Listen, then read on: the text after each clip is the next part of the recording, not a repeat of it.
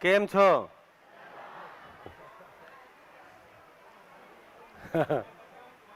देखिए गुजरात में क्या है, सब मजे में ही है, बस उसकी निरंतरता आ जाए। नहीं तो हमारे तरफ तो बोलते हैं जी कैसे हैं, बस कट रही है।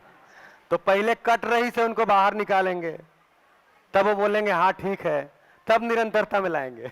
यहाँ तो मजे में है पहले से, अब केवल निरंतरता चाहिए। क्यों चंद्रकांत भाई? बढ़िया। शिवांश, शिवांश मजे में? चलो बढ़िया। हाँ जी, बाहर वालों को भी नमस्कार।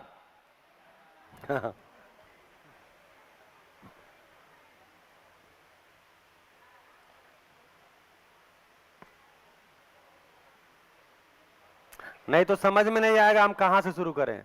एक्चुअली हमारे यहाँ एक जगह है नेपाल के बिल्कुल बॉर्डर पे रामकोला एक जगह है। तो हमारे यहाँ एक कहावत चलती है, सब जगहों पे चलती होगी, यहाँ भी चलती होगी, रामकोला की भागवत। उसमें क्या हुआ था जानते हैं? कि कुछ लोगों ने चंदा इकट्ठा करके एक भागवत का आयोजन किया था, भागवत कथा का। तो अब चंदा इन्होंने भी दिया, इन्होंने भी दिया, इन्होंने दिया, मैंने दिया, सबने चंदा दिया। तो अब भागवत शुरू हुई। हाँ जी नमस्ते, आपका ध्यान किधर है? अच्छी बात इधर है।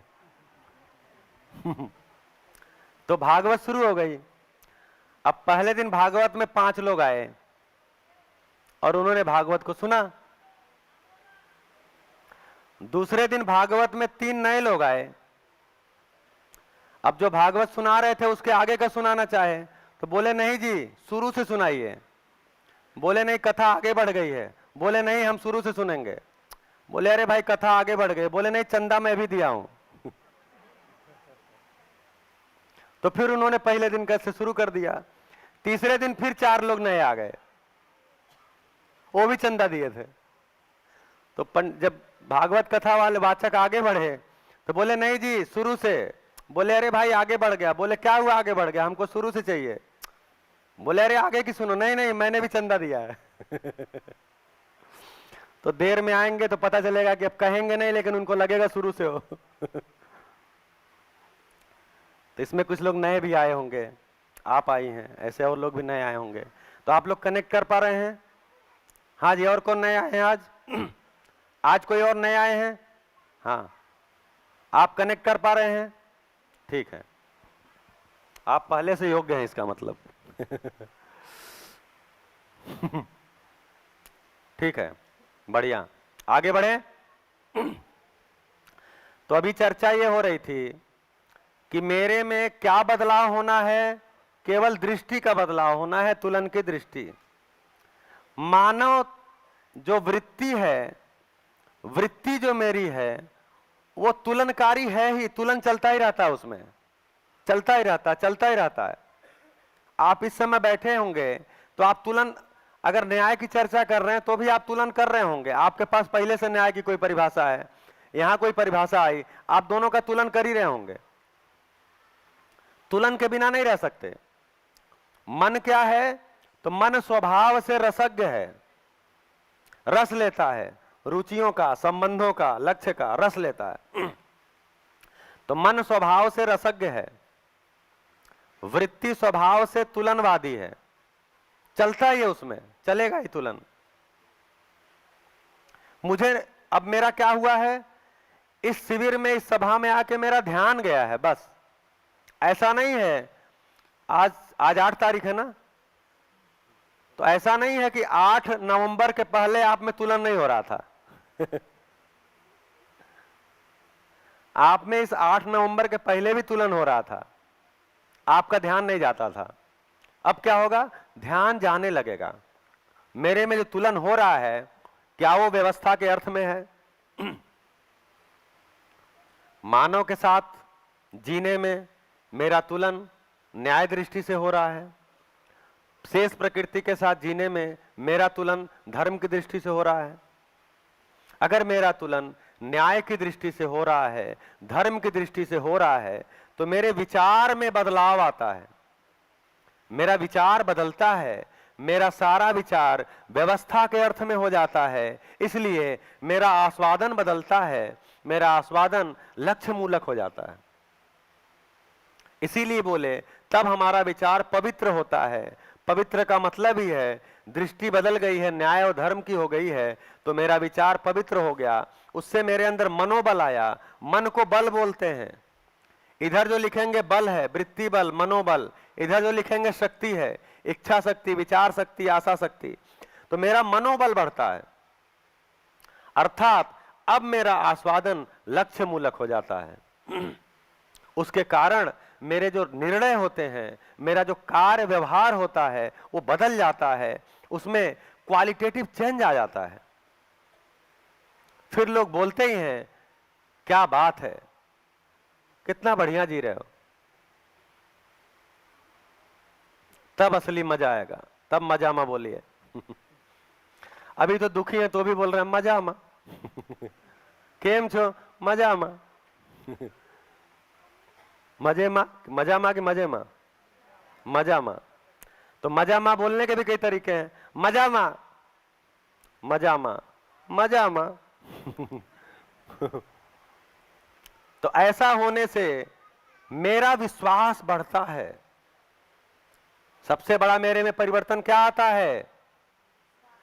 आप जब जब लक्ष्य के अर्थ में जिए होंगे आपका विश्वास बढ़ता है।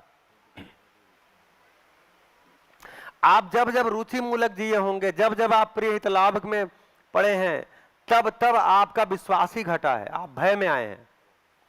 दूसरा पता नहीं क्या कहेगा, पता नहीं दूसरा क्या कहेगा, वो दुखी ना हो जाए, पुलिस न पकड़ के ले जाए, जेल न चले जाए, पेनाल्टी न लग जाए।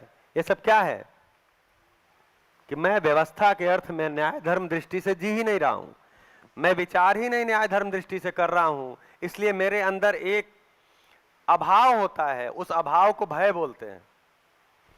भय भाव नहीं है, भय अभाव है। जबकि मैं भावपूर्वक जीना चाहता हूं, अभावपूर्वक नहीं जीना चाहता। तो जब मेरी तुलन दृष्टि में न्याय नहीं होता, मेरी तुलन दृष्टि में धर्म नहीं होता, तो मैं एक अभाव में रहता हूं। उस अभाव को भय बोलते हैं, उस अभाव को असुरक्षा बोलते हैं। तो मैं असुरक्षा के साथ होता हूं, तो मैं सुरक्षा के बहुत सारे बंदोबस्त करता हूं। तो जैसे जैसे मानव में विश्वास आएगा, तो एक मानव में आएगा, दूसरे मानव में आएगा, तीसरे मानव में आएगा। एक मानव विश्वास पूर्वक जीता है, दूसरा मानव विश्वास पूर्वक जीता है, फिर दोनों मानव आपस में भी विश्वास पूर्वक जीते हैं। ऐसे विश्वास पूर्वक जीने वाली मानवीय परंपरा इस धरती पे आती है, तो सबसे पहले तो इतना लोहे की जरूरत ही नहीं पड़ेगी। सबसे ज्यादा लोहा हम सुरक्षा में खर्च कर रहे हैं, भय से बचने के लिए। तो जो बोल रहे थे ना आशीष भाई कि लोहा हम खोदते हैं तो पानी उस जगह जाता है, इसलिए पानी का स्तर नीचे जा रहा है, तो इतना जरूरत ही नहीं पड़ेगी खोदने की।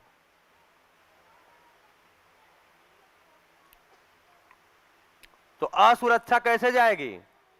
सुरक्षा के इंतजाम करने से नहीं जाएगी, मानव और मानव के बीच में विश्वास पूर्वक जीने से जाएगी। और मानव और मानव के बीच में विश्वास तब होगा जब एक मानव विश्वास पूर्वक जिएगा, दूसरा भी मानव विश्वास पूर्वक जिएगा। सभी दोनों मानव एक दूसरे में विश्वास को पहचानने की कोशिश कर पाएंगे। मेरे अंदर विश्वास पहचान में आता है तो मैं आपके अंदर के विश्वास को पहचानता हूं, तो मैं देखते ही समझ जाता हूं आप विश्वास में हो कि अविश्वास में हो। आप में जितना विश्वास बढ़ेगा, विश्वास को पहचानने लगेंगे, सामने वाले को देखते ही आप जान जाएंगे ये कहां से बोल रहा है, विश्वास पूर्वक या अविश्वास पूर्वक। तब आप विश्वास को पहचानते हैं, फिर विश्वास पूर्वक जीना शुरू करते हैं। ऐसा कब होगा? जब मेरी दृष्टि बदलेगी तुलन की, प्रिय हित लाभ न्याय धर्म सत्य में समा जाएगा। अभी सत्य की चर्चा कल करेंगे, अभी आज नहीं करेंगे।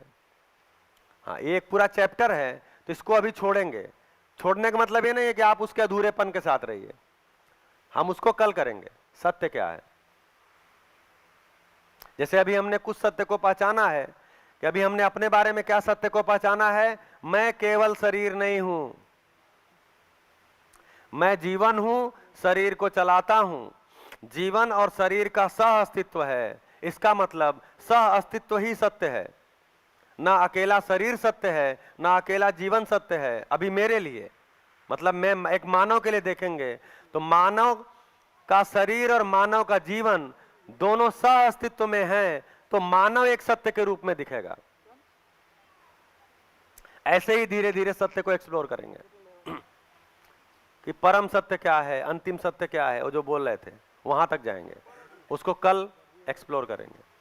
ठीक है, तो अभी दृष्टि हमारी जब न्याय धर्म सत्य की होती है तो होता क्या है, तो मेरे अंदर एक क्रिया और एक्टिवेट होती है जिसको बोलते हैं साक्षात्कार। और ये जो इसके लिए बल काम करता है उसको बोलते हैं चित्त, चित्त बल।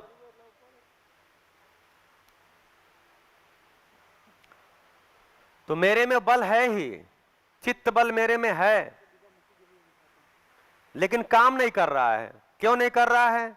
क्योंकि हमारा ध्यान ही नहीं है। हमारा ध्यान कहाँ है? हमारा ध्यान प्रिय हित लाभ पे है, हमारा ध्यान आहार निद्रा भय प्रजनन पे है, हमारा ध्यान इंद्रिय मूलक आस्वादन पे है, हमारा ध्यान रूप धन बल से सम्मान पाने पर है, हमारा ध्यान सुविधाओं से सुख मिल जाएगा ऐसा हमारा ध्यान लगा हुआ है। नहीं जी मिल ही जाएगा, आज नहीं मिला कल मिल जाएगा, और जुटा ले मिल जाएगा, और जुटा ले मिल जाएगा, और इकट्ठा कर ले मिल जाएगा। एक फ्लैट से सुख मिल जाएगा, 2 फ्लैट से मिल जाएगा, 3 फ्लैट से मिल जाएगा, चौथे फ्लैट का नंबर आते ही हम ही फ्लैट हो जाएंगे सुख मिला नहीं, हम फ्लैट हो गए। तो क्यों नहीं ध्यान जा रहा है? क्योंकि हम अपनी ऊर्जा को दूसरी दिशा में लगाए हैं। तो क्या क्या सूत्र निकलता है? ऊर्जा का अंतर्नियोजन ही सुख है। अभी हम ऊर्जा का बहिर्गमन कर रहे हैं, सब चीजें बाहर ढूंढ रहे हैं। तो ऊर्जा का अंतर्नियोजन हम अभी हम 3-4 दिन से क्या कर रहे हैं? ऊर्जा का अंतर्नियोजन कर रहे हैं, और कुछ नया हमने नहीं किया है। और जब जीवन पे आकर के टिके हैं तो पूरा अंतर्नियोजित हो रहे हैं। देखो आपके अंदर आस्वादन होता है, देखो जी आपके अंदर तुलन होता है, देखो जी आपके अंदर विश्लेषण होता है, देखो जी आपके अंदर चित्रण होता है। क्या कर रहे हैं? ऊर्जा का अंतर्नियोजन। स्वयं को देखो, मानव को देखो, मानव शरीर को चलाने वाला जीवन है, जीवन को देखो। जीवन एक व्यवस्था है, जीवन अव्यवस्था नहीं है। तो कोई चीज अगर व्यवस्था है तो अव्यवस्थित क्यों है? क्योंकि व्यवस्था हमें पहचान में नहीं आई है।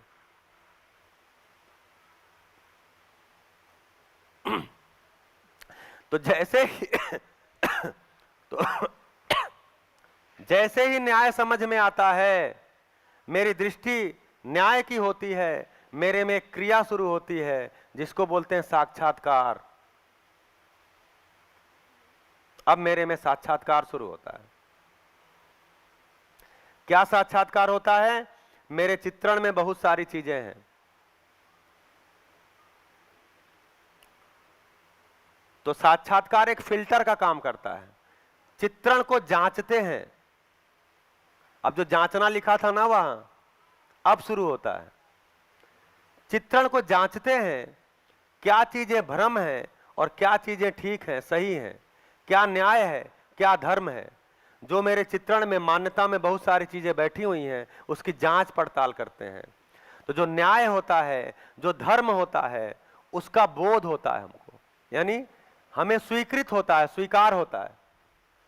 अब हमें न्याय स्वीकार होता है, अब हमें बोध स्वीकार, अब हमें धर्म स्वीकार होता है। तो जो भी चीजें मेरे चित्रण में है, जब मेरी दृष्टि न्याय धर्म की हो जाती है तो इसमें से निरंतर चीजें स्वीकार होने लगती हैं। तो बोध को क्या बोला? स्वीकृति स्वीकृतियों का स्टॉक हाउस।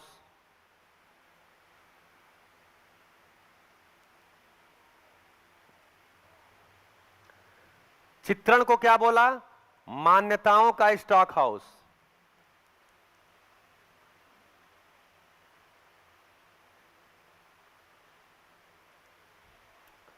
स्टॉक हाउस समझ रहे हैं ना?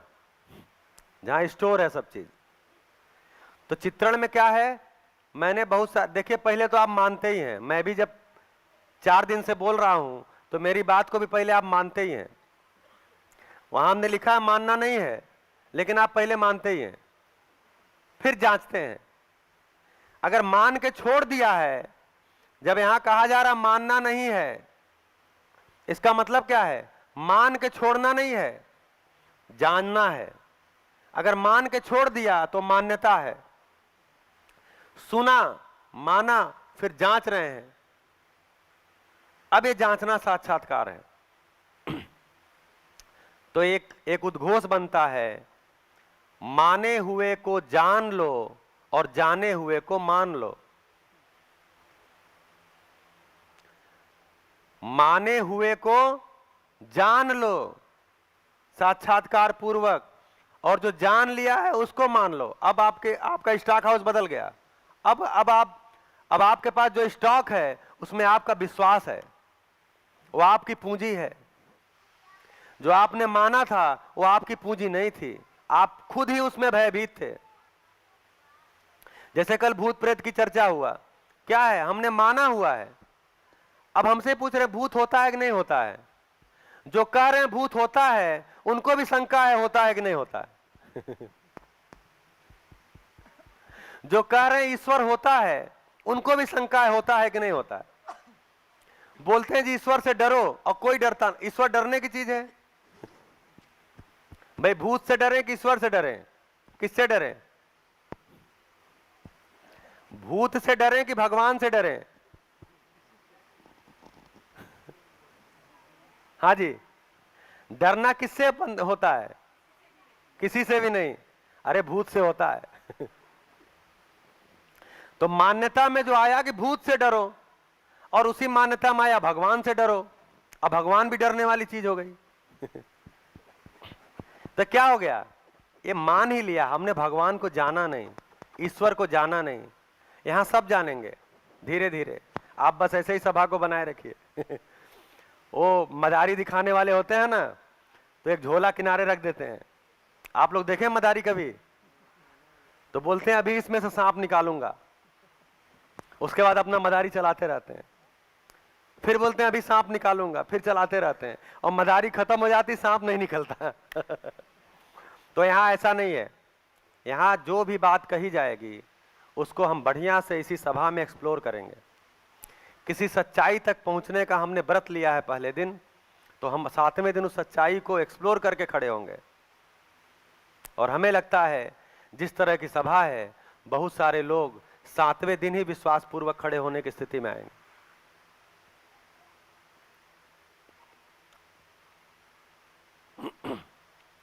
ज्ञान स्वीकार होता है, सत्य की, धर्म की, न्याय की यही खूबसूरती है, वो स्वीकार होती है। जब जब भी न्याय का प्रस्ताव रखिए स्वीकार होता है, धर्म का प्रस्ताव रखिए स्वीकार होता है। भ्रम का प्रस्ताव रखेंगे स्वीकार नहीं होगा। तो अब तक जो हमने न्याय धर्म के नाम पे प्रस्ताव सुना है वो भ्रम ही सुना है, इसलिए हमको स्वीकार ही नहीं होता। तो जो मेरे अंदर मान्यता है, मान्यताओं का जो मेरे अंदर स्टॉक हाउस है, पहले से चला आ रहा है और एनरिच होता जाता है, वो डेली अपडेट हो रहा है। वो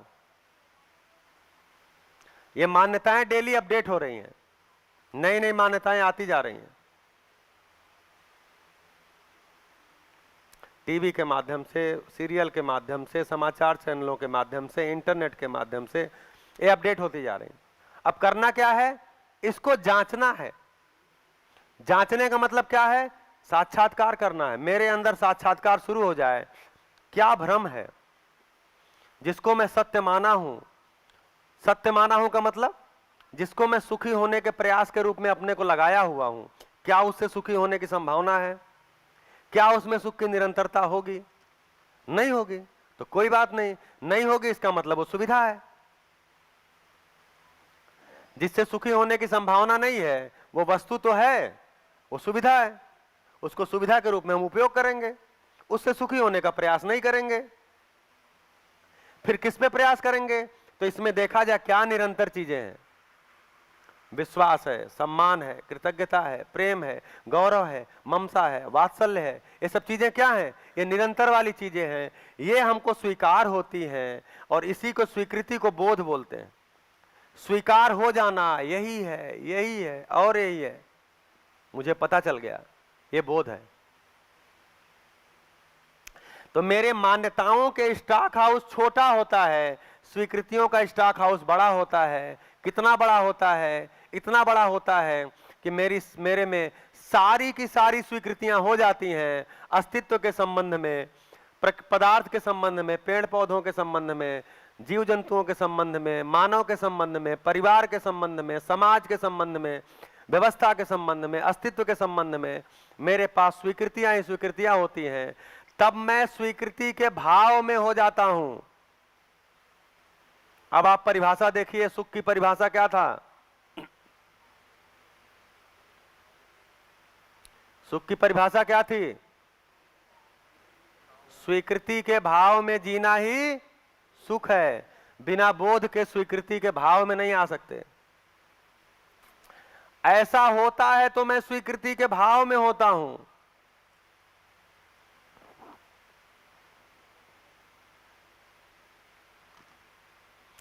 अभी जैसे साक्षात्कार और बोध को एक दो और उदाहरण से समझते हैं, क्योंकि ये थोड़ा सा मतलब जैसे ये मानव चेतना है।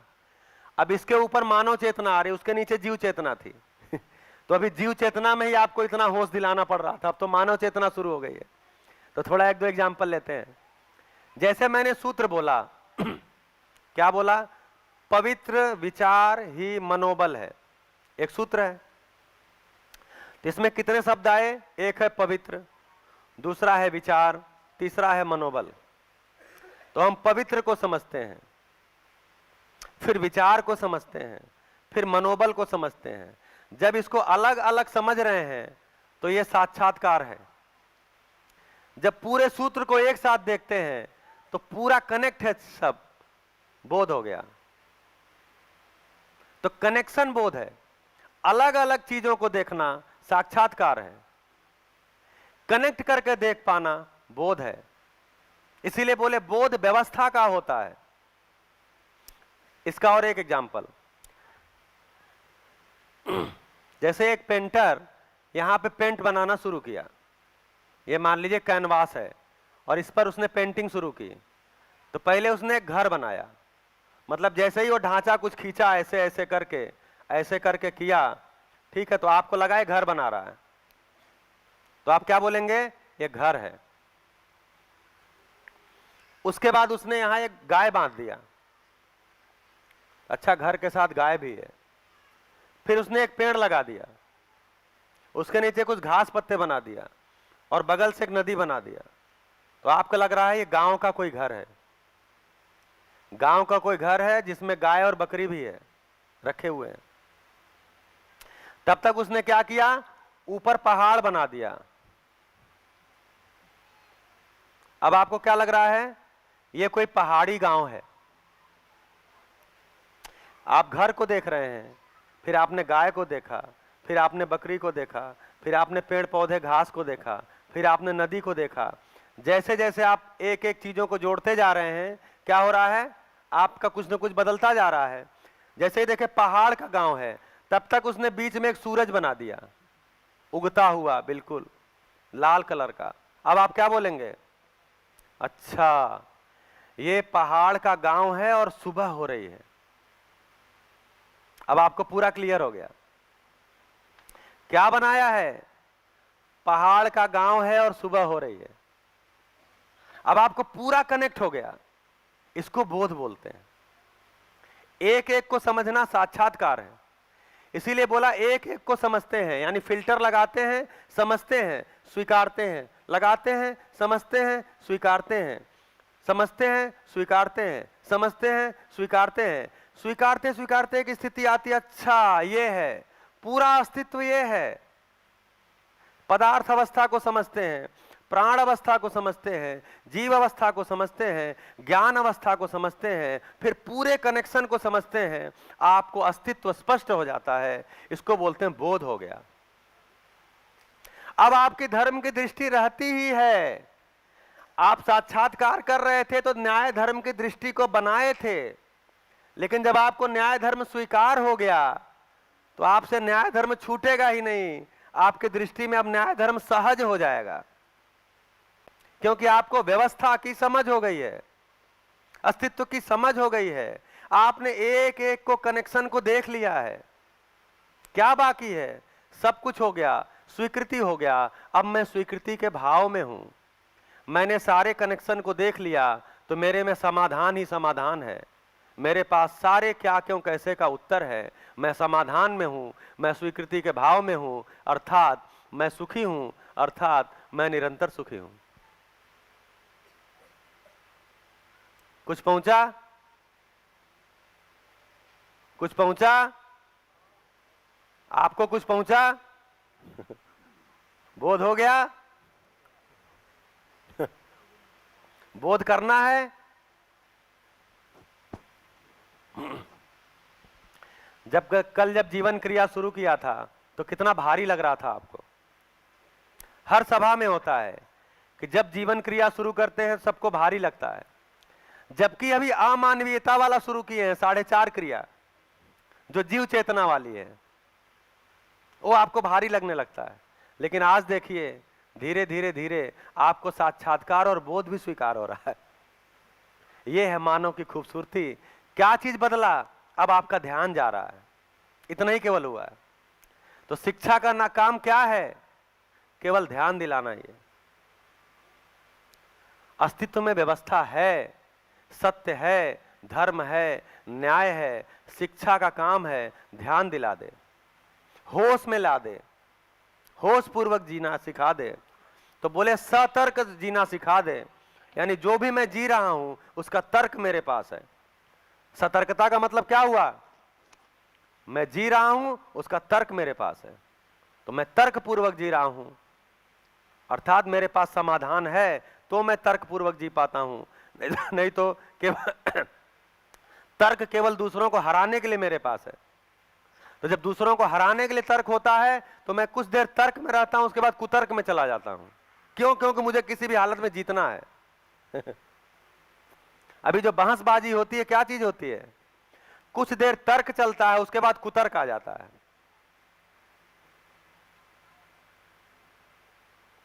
तो कभी भी आप कुतर्क करेंगे तो तर्कवान तो हार ही जाएगा। तो कुतर्की को कौन हरा सकता है? कुतर्की ही हरा सकता है। तो एक्चुअली जीतने हारने का गेम ही नहीं है, ये समझने जीने का गेम है। हमने सारे गेम को जीतने हारने का गेम बना दिया। खेल को क्या बनाया? जीतने हारने का खेल बना दिया। भारत में बांग्लादेश में मैच हुआ, बांग्लादेश जीत गया तो हम दुखी हो गए, भारत जीत गया तो हम सुखी हो गए। वो खेल था। क्या था? खेल था। खेल का क्या प्रयोजन है? शरीर को स्वस्थ बनाए रखने के लिए और थोड़ा सरस बनाने के लिए जिंदगी को। क्योंकि अभी रस है नहीं तो सरस उसी से हो रहे हैं। अब उसके पीछे बहुत बड़ा बाजार चल रहा है, वो हमको नहीं दिखता। एक छोटी सी कंपनी जो एक छोटी सी चीज बनाती होगी, वो एक क्रिकेट प्रतियोगिता का आयोजन करा देती है। कितना बड़ा खर्चा है वो, तो उससे मार्केटिंग होती है। और हम यहाँ रो रहे होते हैं हार गया, वो हार गया, भारत हार गया। तो उनको हारने जीतने से मतलब नहीं है, उनके घर तो आ गया जो आना था पैसा। देखिए खिलाड़ियों का कोई नुकसान नहीं होता, उनके यहाँ पैसा आ जाता है। विज्ञापन कंपनियों का कोई नुकसान नहीं होता, उनके पास पैसा आ जाता है। हम क्या है? हम अपने अपने घरों में बैठ के रोते हैं, कहीं पे टीवी तोड़ते हैं, कहीं पे आत्महत्या भी कर लेते हैं लोग क्रिकेट में हारने पे। बहुत से लोगों को देखते देखते हार्ट अटैक हो जाता है। क्या चीज था? खेल था। खेल का मतलब ही खेल है। हमने क्या है? जिंदगी को जीत हार में ले आके खड़ा कर दिया। तो जिंदगी जीतने हारने का मामला ही नहीं है, जिंदगी समझने जीने का मामला है।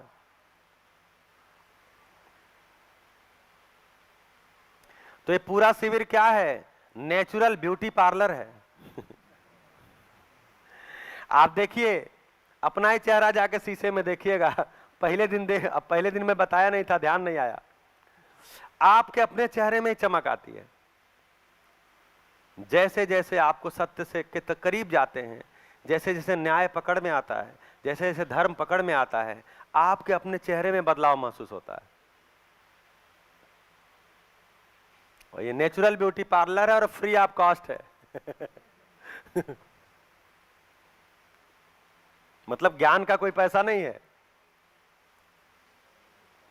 खर्चा जो लगेगा किसका? खाने पीने रहने और व्यवस्था का लगेगा। तो ज्ञान अमूल्य है। बढ़िया बढ़िया। तो अभी पूरा नहीं हुआ है। आपका ध्यान जा रहा है? तो नहीं हुआ। कल से जितनी बात कर रहे हैं उस पर ध्यान जा रहा है? क्या बात कर रहे हैं? तो मानो, देखिए बार बार बात को रिपीट क्यों करते हैं? क्योंकि आप कब बेहोशी में आ जाएं पता नहीं। आपकी मौज है ना। आप पहले से किसी मौज में हैं, तो आप अपनी मौज में हैं, तो कब बेहोशी में आ जाए पता नहीं। इसलिए ध्यान दिलाना पड़ता है, मैं जीवन हूं, शरीर को चलाता हूं, समाधान मेरी प्यास है, समाधान से सुखी होता हूं, मेरे पास उत्तर नहीं है, यही मेरा दुख है, यही मेरी पीड़ा है। मेरा दुख होता है, मेरे पास उत्तर नहीं होता है तो मैं गुस्से में आता हूं, आवेश में आता हूं। जब मेरे पास समाधान नहीं होता तो मैं आवेश में आता हूं। तो गुस्सा भी एक प्रकार का आवेश है। क्रोध की परिभाषा क्या है? आपसे नहीं पूछ रहे हैं। क्रोध की परिभाषा क्या है? कोई बताइए। जो अभी शिविर ना किए हों, पहले कभी शिविर में परिभाषा ना आई हो, इसमें तो आई नहीं है अभी, तो आपको क्या लगता है गुस्सा क्या है, क्रोध क्या है?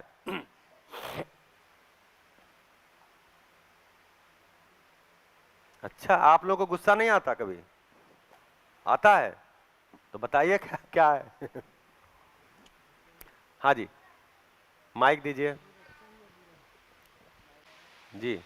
जो अपने में क्रोध आता है वो हम नहीं चाहते हैं, उसका रिजल्ट है जो मिलता है। तो हाँ भैया, एक बार बताइएगा। हिमांशु जी क्या बोले? मैं थोड़ा सा मतलब बोल रहे हैं कि रिएक्शन ऑफ अनवांटेड चीज, हम लोग जो नहीं चाहते ऐसा कोई भी चीज होता है तो उसका जो रिजल्ट है वो क्रोध है। हाँ, बढ़िया। और क्रोध क्या है, गुस्सा क्या है? inability to deal the situation the way we want. ठीक है। और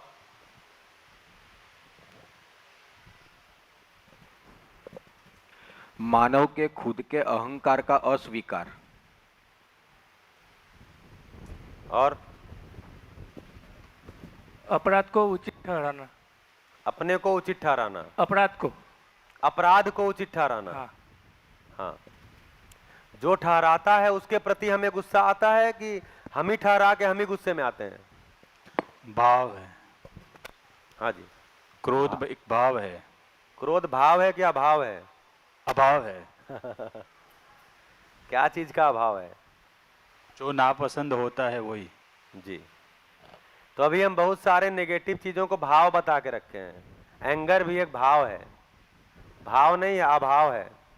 हाँ जी। और कोई? गुस्सा। हाँ, पीछे भैया, हिमांशु भैया पीछे। हाँ, स्वीकृति का अस्वीकार एक क्रोध है। हाँ, अस्वीकृति। जो स्थिति हमें स्वीकार नहीं होती वही मेरे में आवेश आता है, उसी को गुस्सा बोलते हैं। बढ़िया। अब इसको हम करेंगे तो ऐसा ही आएगा। लगभग हम ऐसा ही करते हैं। बहुत सारे लोग बोलते हैं मैं कुछ चाहता हूं और वो नहीं होता है, यही मेरे अंदर का, इसी को क्रोध बोलते हैं। तो जैसे मैं कुछ चाहता था और वो नहीं हुआ, इसका मतलब क्या है? जैसे मान लीजिए मैं आपको समझाना चाह रहा हूं। क्या समझाना चाह रहा हूं? कि मानव शरीर और जीवन का संयुक्त साकार रूप है, और आप नहीं समझ रहे हैं। मैं फिर बता रहा हूं कि मानव जीवन और शरीर का संयुक्त साकार रूप है, आप नहीं समझ रहे हैं। मैं कह रहा हूं है, आप नहीं समझ रहे हैं, मैं कह रहा हूं है, देखो है, आप नहीं समझ रहे हैं, तो क्या होगा? क्या होगा? गुस्सा आएगा थोड़ी देर बाद। तो गुस्सा आया, उसके लिए कारण कौन था? हाँ जी, अस्वीकार। नहीं, जैसे मैं मान लीजिए शिवांश को मैं समझा रहा हूं कि मानव जीवन और शरीर का संयुक्त साकार रूप है, ये बोलते नहीं है। फिर हम बोलते हैं नहीं जी, ध्यान दो, मनुष्य जो है वो जीवन और शरीर का संयुक्त साकार रूप है, ये बोलते नहीं है। हमने कहा है, बोलते नहीं है। हमने कहा भाई है, जीवन और शरीर का संयुक्त, ये बोलते नहीं है। तो हम क्या करेंगे? गुस्से में आएंगे, एक आध झापड़ लगा देंगे। तो ये किसके कारण, मतलब गुस्सा का कारण इसमें कौन था? शिवांश थे या मैं था? शिवांश। शिवांश। शिवांश थे।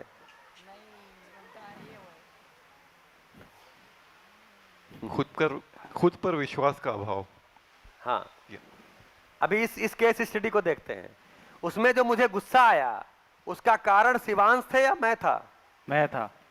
कैसे? शिवांश को समझा पाना ही मेरी योग्यता नहीं है, इसलिए हाँ। मुझे क्रोध आता है।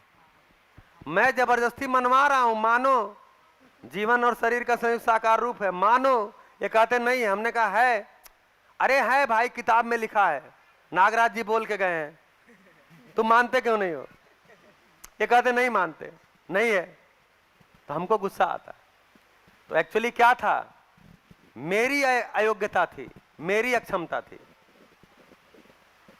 मैं बता ही नहीं पाया कि जीवन क्रिया होती है, आप में होती है। देखो कितना कल से मैं धीरे धीरे बता रहा हूं, आप नहीं समझ रहे तब भी बता रहा हूं। तो मेरी अक्षमता का, मेरी अयोग्यता का प्रदर्शन ही क्रोध है। क्रोध के लिए कोई दूसरा जिम्मेदार नहीं है। मेरी कोई अयोग्यता, मेरी अक्षमता ही जिम्मेदार है क्रोध के लिए। मैं अपने को अक्षम पाता हूं, मैं अपने को अयोग्य पाता हूं, और मुझे लगता है दूसरा इसके लिए जिम्मेदार है। जिस पे गुस्सा आया, उसको समझाने की, उसको बताने की, उससे कोई प्रस्ताव रखने की जिम्मेदारी मेरी थी। तो मैं प्रस्ताव को ठीक से नहीं रख पाया, मैं ठीक से नहीं समझा पाया, मैं ठीक से अपने आदेश का पालन नहीं करा पाया। मतलब मैं आदेश दिया, अब आदेश दिया उसको स्वीकार ही नहीं है, इसका मतलब कोई आदेश में ही लोचा है। तो कुल मिलाकर के परिभाषा क्या बनेगी? मेरी अक्षमता का, मेरी अयोग्यता का प्रदर्शन ही क्रोध है। तो आप सब क्रोध करना चाहेंगे?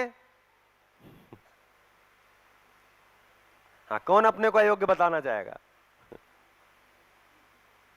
तो मुझे क्रोध आता है, मेरे में आवेश आता है। क्यों आवेश आता है? क्योंकि मैंने व्यवस्था को समझा ही नहीं है, मेरे पास स्वीकृतियां है ही नहीं है, मेरे पास बोध है ही नहीं है, अर्थात मेरे पास सलूशन ही नहीं है। मेरे पास सलूशन ही नहीं है। मैं खुद अधूरेपन के साथ जी रहा हूं, मैं अधूरेपन के साथ जी रहा हूं और चाहता हूं सामने वाला पूरा जिए। ऐसा नहीं होता। तो मैं बोधपूर्वक नहीं जीता हूं, यही मेरी अयोग्यता है। मैं स्वीकृति के भाव में नहीं जीता हूं, अर्थात मैं सुखपूर्वक नहीं जीता हूं। तो मैं जब सुखपूर्वक नहीं जीता हूं तो दूसरे से आशा रखता हूं वो मुझे सुखी कर दे। यही मेरी पीड़ा है। तो क्या समझ में आया मेरी पीड़ा क्या है? तो मेरा अधूरापन ही मेरी पीड़ा है, मेरा अधूरापन ही मेरा दुख है, जो समय समय पे आता है, जो सुख की निरंतरता को ब्रेक करता है। मैं सुखी एक क्षण होता हूं, अगले क्षण फिर दुखी हो जाता हूं। कभी कभी एक लंबे समय तक सुखी रहता हूं, लेकिन फिर एक समय में दुखी हो जाता हूं। जहां दुखी हुआ इसका मतलब मेरा कोई अधूरापन था, मेरी समझ का कोई अधूरापन था, मेरे ज्ञान में कोई अपूर्णता थी, मुझे बोध नहीं हुआ है अस्तित्व क्या है, मेरा आस्वादन रुचि मूलक है, इसलिए मेरा अधूरापन है। मेरा आस्वादन लक्ष्य मूलक होगा। मेरा आस्वादन लक्ष्य मूलक कब होगा? अब देखिए डायरेक्ट कनेक्शन क्या होता है। जब बोध होता है तो मेरे में संकल्प होता है। संकल्प, संकल्प का मतलब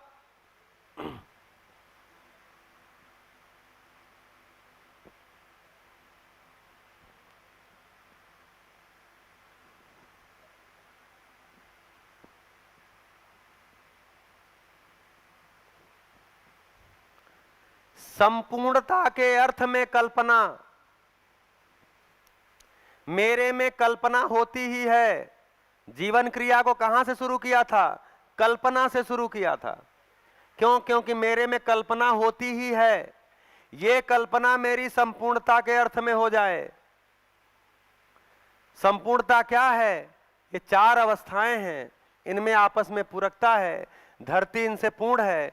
ये तीन अवस्थाएं की निश्चित आचरण है, ये पूरकता में है। ये परंपरा है इनकी, मानव की परंपरा नहीं है।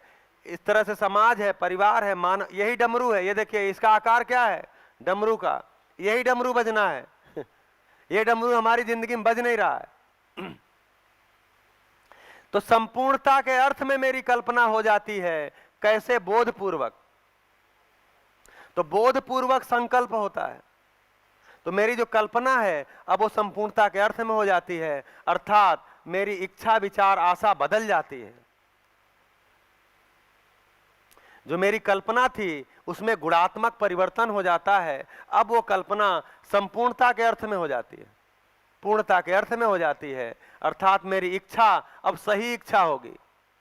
अब मेरी इच्छा संपूर्णता के अर्थ में होगी। अब मेरा विचार संपूर्णता के अर्थ में होगा। अब मेरी आशा संपूर्णता के अर्थ में होगी। तो मेरा आस्वादन लक्ष्य मूलक होगा। ऐसा मानव मैं होना चाहता हूं और दूसरे को भी चाहता हूं ऐसा ही हो।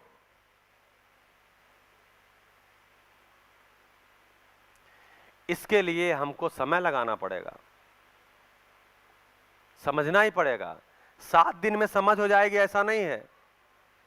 20 साल आप शिक्षा में लगाए और कुछ समझ नहीं हुआ। कोई स्किल आ गई, बस थोड़ा अंग्रेजी बोलना आ गया। हाँ, भाषा। अभी हम भाषा को बड़ी चीज बना के रख दिए। तो मैं जब यूपी में काम करता था स्टेट रिसोर्स ग्रुप के रूप में, तो टीचर्स ट्रेनिंग में जाता था। तो टीचर्स ट्रेनिंग में क्या होता है कि कोई चीज़ आप ट्रेनिंग दिए हैं, उसके बाद क्लासरूम में वो टीचर अप्लाई करता है और आप पीछे जाके बैठ के ऑब्जर्व करते हो। फिर आके बाहर बताते हो कि दीदी भैया देखो, ये जो ट्रेनिंग में बात की गई थी आप क्लासरूम में ऐसा नहीं किए, यानी समीक्षा भी होती है। तो मैं एक गोंडा एक जिला है वहाँ पर गया हुआ था और स्कूल टीचर पढ़ा रही थी। तो इंग्लिश का चैप्टर का था 3rd में पैरट, एक कविता थी पैरट के ऊपर, वो उनको बताना था। तो वो तोते का चित्र बना के लाई थी। इसका चर्चा हमने भी किया था सतलासना में। ज्यादातर शिविर में हो ही जाता जब भाषा की बात आती है। तो पैरट का चित्र बना के लाई थी तोते का चार्ट पे, और उन्होंने बच्चे को दिखाया। बोले क्या है? तो बच्चा क्या बोलेगा? तोता। तो कुछ बच्चे बोले तोता, बोले अच्छा बढ़िया। कुछ बच्चे बोले पैरट, बहुत बढ़िया। उसी में एक बच्चे ने बोल दिया सुग्गा। जो वहां की भाषा है, जैसे यहाँ की भाषा में तोते को पोपट बोलते हैं, वहां की भाषा में, अब देखिए धीरे धीरे मेरी गुजराती समृद्ध हो रही है। वहां की भाषा में तोते को सुग्गा बोलते हैं। मिट्ठू, पट्टू, सुग्गा ऐसा नाम चलता है। वो बोल दिया सुग्गा। तो जो बहन पढ़ा रही थी बोले चुप बैठ जा, ये सुग्गा गवारों की भाषा है, इसको तोता बोलते हैं और पैरट बोलते हैं। ये क्या कर रहे हैं हम? भाषा का अधिमूल्यन कर रहे हैं। हम बहुत सारी जिंदगी भाषा का अधिमूल्यन में निकाल दिए कि किसी को अपनी भाषा को लेके ही दुख है, डिप्रेशन है। मुझे अंग्रेजी नहीं आती है, मुझे हिंदी नहीं आती है।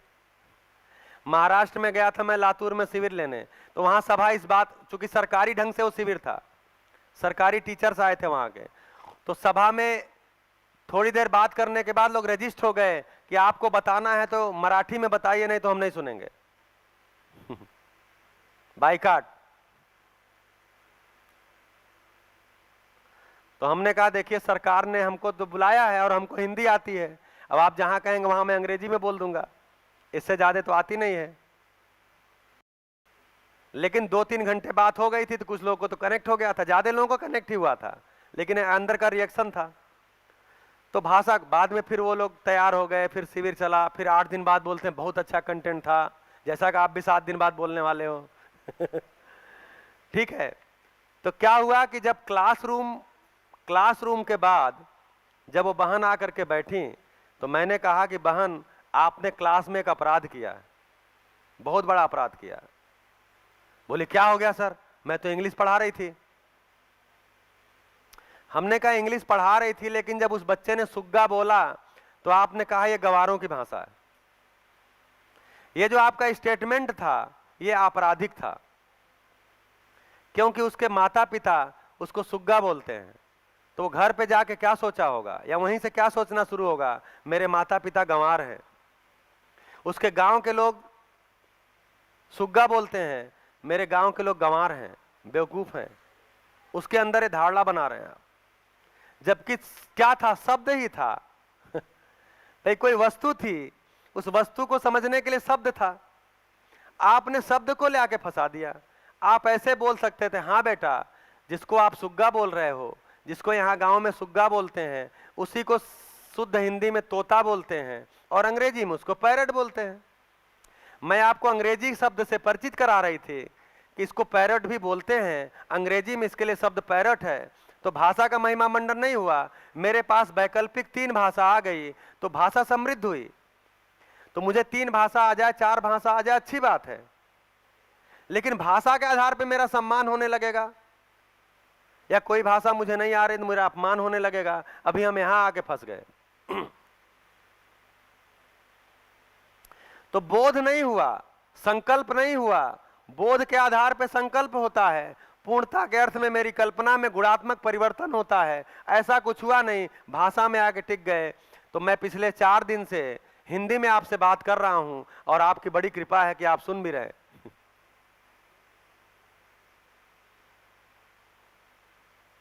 कुछ लोगों को ये हिंदी के शब्द मैं लिखता हूं तो हो सकता है उससे परिचित ना हो, क्योंकि बचपन से ही गुजराती शब्द देखने का अभ्यास है। इसीलिए मैं जो भी लिखता हूं उसको बोलता भी हूं, क्योंकि बोला हुआ आपके पकड़ में आ जाता है, क्योंकि टीवी सीरियल और फिल्में तो चली रही हैं सब जगह हिंदी की।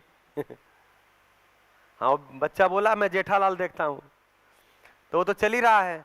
तो क्या होता है, वो बोलने से आप शब्द तो पकड़ जाते हैं, हमको पता है, लेकिन नहीं भी पकड़ते हैं तो हिमांशु भाई सुबेरे उपकार करते हैं, गुजराती में बोल देते हैं। लेकिन वस्तु पकड़ में आ रही है कि नहीं आ रही है, सही बात पकड़ में आ रही है कि नहीं आ रही है।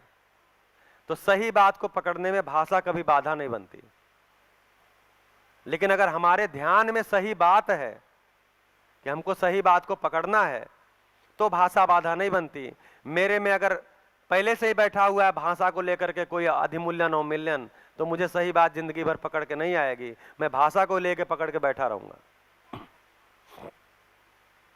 तो शब्द को बताने के लिए, किसी सच्चाई तक जाने के लिए भाषा एक अनिवार्य चीज है। भाषा मतलब क्या है, भाषा मतलब शब्द।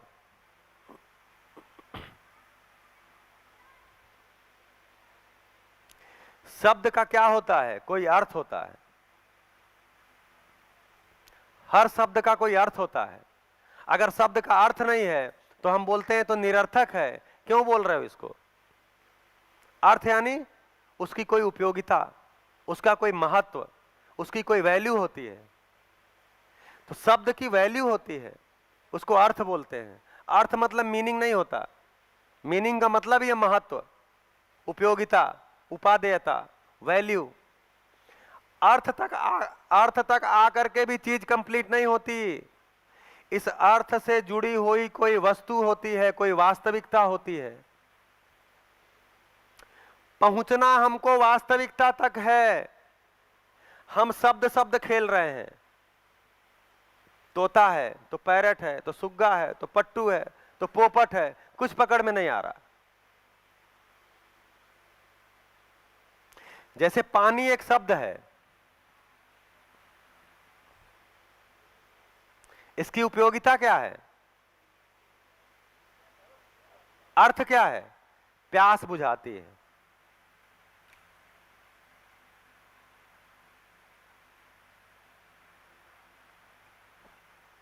आदमी का, जीव जंतुओं का, पेड़ पौधों का प्यास बुझाती है।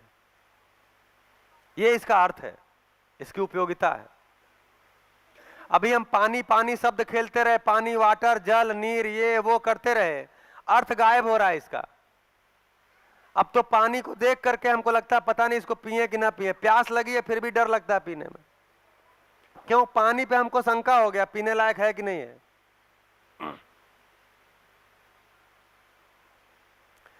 तो अर्थ बना के नहीं रख पाए। वस्तु के रूप में पानी क्या है? वास्तविकता क्या है पानी की? H2O, हाइड्रोजन के 2 कण और ऑक्सीजन का 1 कण, 1 एटम, ये एक रेशियो में मिलते हैं, इसको बोल दिया पानी। पानी क्यों बोलते हैं? क्योंकि किसी ने शुरू में इसका नाम पानी रख दिया, इसलिए पानी बोलते हैं। अगर वो नाम ना रखा होता, कुछ और रखा होता, तो आज हम वो बोल रहे होते। भाई दूसरे देश में दूसरी भाषा में इसको वाटर बोल दिया, अब वाटर से उसका चित्रण है। तो शब्द से हमें वस्तु का चित्रण नहीं होता अगर, तो शब्द का कोई मतलब नहीं है। शब्द बोलते ही वस्तु का चित्रण होना चाहिए। अभी ये जीवन क्रिया जब रखा तो आपको क्यों भारी लगा? क्योंकि जितने भी शब्द रख रहे थे उससे किसी वस्तु का चित्रण आपको बन ही नहीं रहा था, इसलिए आप बोले भारी हो रहा है, सर के ऊपर से जा रहा है, सर में दर्द हो जाएगा। लेकिन धीरे धीरे धीरे धीरे उदाहरण ले आके कुछ मटर पनीर लाए, कोई पालक लाए, रसगुल्ला लाए, ये लाए, मतलब कितनी मेहनत की, पूरा किचन ला दिए, यहाँ पूरा होटल ला दिए, पूरी मिठाइयाँ ला के रख दिए, तब जाके आपको चित्रण शुरू हुआ, अच्छा ये आस्वादन होता है। तो धीरे धीरे धीरे धीरे धीरे धीरे करके आस्वादन का एक चित्रण हुआ आपको। क्यों? अब उससे आपको कोई वस्तु दिख रही है, कोई अर्थ दिख रहा है, चयन का कोई चित्रण हुआ, विश्लेषण का कोई चित्रण हुआ, तुलन का कोई चित्रण हुआ, बोध का कोई चित्रण हुआ, संकल्प का कोई चित्रण हो रहा है। तो वस्तु अगर शब्द बोलते ही वस्तु पकड़ में नहीं आई, उसी को नासमझी बोलते हैं। समझ नहीं आपको, केवल शब्द आपके पास है, भाषा आपके पास है, अच्छी भाषा आपके पास है। तो अभी हमने बहुत कुछ अच्छी भाषा से ढक दिया है, अच्छी भाषा बोल बोल के। जैसे इंग्लिश में लिखा, human is the social animal, human is the social animal. Animal means जानवर। इसकी हिंदी क्या होगी? मानव एक सामाजिक, अरे जानवर आप बोले तो प्राणी क्यों बोल रहे हो? मानव एक सामाजिक जानवर है। हाँ जी, हाँ 1 मिनट इसको पूरा कर लें। तो बोलते हैं मानव एक सामाजिक जानवर है।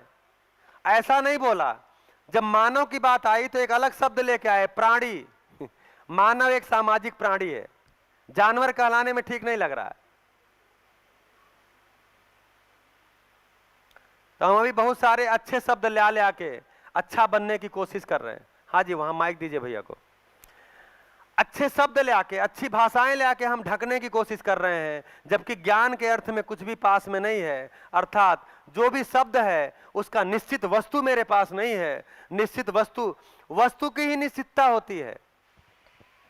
ज्ञान आपको हो गया, जैसे अगर आप वस्तु तक पहुंच गए तो पानी का ज्ञान हो गया, पानी की समझ हो गई। तब आपको पता चला कि कोई धरती पे जब ये बनी होगी तो किसी ब्रह्मांडी किरणों के प्रभाव में हाइड्रोजन के 2 एटम और ऑक्सीजन का 1 एटम मिल गए होंगे और ये पानी बना होगा। तब हमारा ध्यान जाता है कि ब्रह्मांडी किरणें अभी भी हैं कि नहीं है? हैं। तो अगर हम धरती का ताप बढ़ाएंगे तो एक रेडिएशन ही तो है, कॉस्मिक रेज क्या है? रेडिएशन ही है। तो धरती का अगर हम ताप बढ़ाने लगते हैं तो इकाइयों के अंदर से किरण निकलने लगती है, तो कोई ऐसा रेडिएशन होने की संभावना है, वो संभावना यहां तक ले जाएगी कि फिर से हाइड्रोजन ऑक्सीजन अलग हो ही सकते हैं। क्योंकि वस्तु हमको समझ में आ गई है।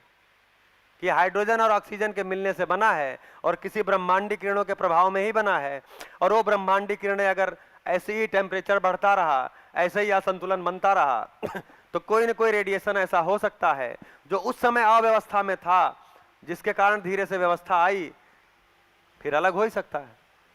इसलिए हमको धरती के ताप को बना के रखना है, धरती की व्यवस्था को बना के रखना है, तब पानी बना रहेगा। तो अब मेरा पानी का अध्ययन पूरा हुआ, तो इस प्रक्रिया को अध्ययन बोलते हैं। शब्द से वस्तु तक पहुंचना, इसी को अध्ययन बोलते हैं, स्टडी बोलते हैं, अध्ययन बोलते हैं। शब्द से अर्थ, अभी तो हम शब्द से शब्द को ही अध्ययन बोल दिए, अर्थ तक भी नहीं पहुंचे, या शब्द अर्थ को ही अध्ययन बोल दिए, वस्तु गायब है। जैसे विश्वास बोलते हैं, तो विश्वास बोलते हैं तो क्या होता है? कोई चित्रण आप में होता है विश्वास शब्द का, शब्द के अर्थ का? अर्थ का होगा। विश्वास का मतलब क्या हुआ? कि साथ जीना होता है। इतना तो पता ही है ना, साथ जी रहे हैं इसका मतलब विश्वास है। जी बोलते थोड़ा थोड़ा है थोड़ा थोड़ा विश्वास है, तो विश्वास थोड़ा थोड़ा नहीं होता, या तो विश्वास होता है या तो नहीं होता।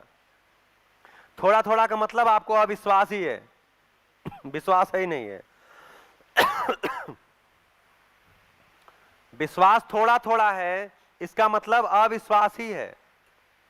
तो विश्वास या तो होता है या तो नहीं होता है।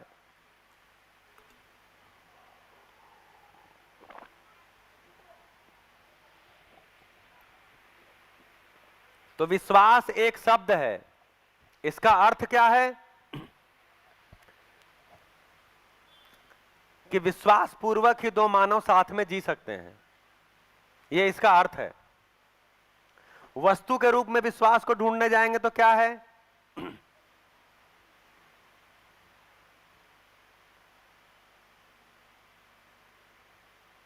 विश्वास कोई वास्तविकता है कि नहीं है?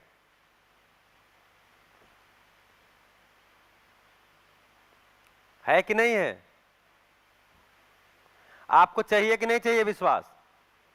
अगर चाहिए तो इसका मतलब वास्तविकता है।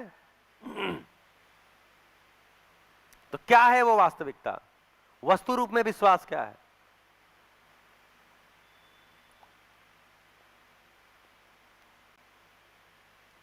तो विश्वास एक भाव है।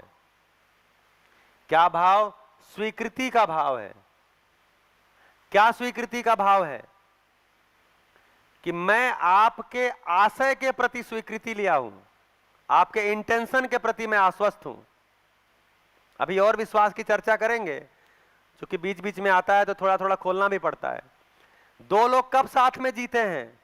जब एक दूसरे के इंटेंशन को लेकर शंका नहीं होती।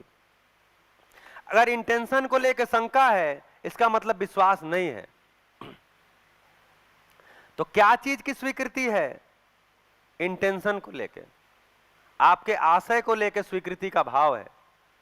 तो एक भाव है विश्वास, ये पकड़ में आता है, तो इसका मतलब विश्वास का अध्ययन पूरा हुआ। नहीं तो विश्वास हमारे पास केवल एक शब्द ही है और कुछ नहीं है। तो अभी हम अध्ययन किए ही नहीं है। तो 20 साल क्या किए हैं शिक्षा में? सर कूटे हैं खाली फार्मूले रटे हैं, याद किए हैं, परीक्षा पास हुए हैं। तो सारे लोग विद्यालयों में पढ़े, अच्छी अच्छी डिग्रियां लिए, परीक्षाएं पास किए, लेकिन जिंदगी में फेल हैं। तो विद्यालयों में जिंदगी नहीं बताई गई और घर में भी जिंदगी का कोई उदाहरण उपलब्ध नहीं हुआ, इसलिए जिंदगी में फेल हुए। जिंदगी में फेल हुए का मतलब ये हुआ कि मानव तालमेल पूर्वक जी नहीं पा रहा है, मानव न्याय पूर्वक जी नहीं पा रहा है, तो साथ साथ भी नहीं जी पा रहा है, प्रकृति के साथ भी नहीं जी पा रहा है। यही फेलियर है। मैं तनाव पूर्वक जीता हूं, मैं शिक्षित हूं और तनाव पूर्वक जीता हूं। मैं शिक्षित हूं और मेरे कारण ही घर में कलेश है। मैं शिक्षित हूं और मेरे कारण ही समाज में भय है। मैं शिक्षित हूं और मेरे कारण ही प्रकृति में असंतुलन है। क्या बात का शिक्षा लिया है हमने? शब्द खेला हमने केवल। हमारा कोई अध्ययन नहीं हुआ है, हमने केवल परीक्षाएं पास की हैं, डिग्रियां बटोरी हैं, जिंदगी नहीं बटोरी है। इसीलिए सुविधाओं का संसार हमने खड़ा किया, संबंधों का संसार खड़ा नहीं हो पाया। इसीलिए हमको जिंदगी नहीं मिली, हम जी नहीं पा रहे। हम जी नहीं पा रहे का मतलब ये नहीं हुआ कि आप दुखी हैं, पीड़ित हैं, रो रहे हैं, ऐसा नहीं है। एक मानव समाज जी नहीं पा रहा है, प्रमाण नहीं आया। अगर संबंध में, अगर मेरे में तनाव है, संबंध में क्लेश है, समाज में भय है, प्रकृति असंतुलित है, तो कैसे माना जाए कि शिक्षा सफल हुई है? क्योंकि अध्ययन नहीं हुआ। अध्ययन नहीं हुआ। अध्ययन क्या चीज है? वस्तु कहां पकड़ में आती है? वस्तु बोध में पकड़ में आती है।